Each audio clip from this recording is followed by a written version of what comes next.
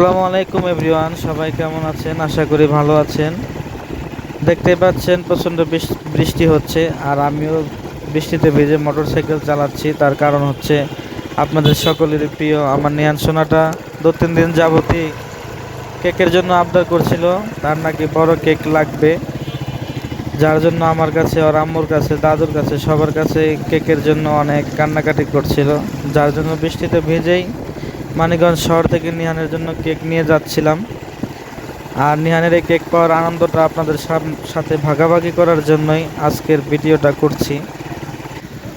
এই যে বাসায় আসার পরে আমাদের নিহান দৌড়ে আমার কাছে আসছে, দেখতেছে তার জন্য কেক আনছে কিনা।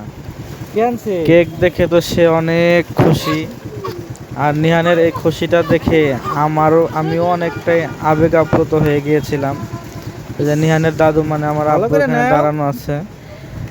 তো বাচ্চাদের এরকম আনন্দ এবং খুশি আমাদের জন্য অনেক বড় পাওয়া। গার্জেন হিসেবে সকলে আমাদের জন্য দোয়া করবেন, ভালো থাকবেন।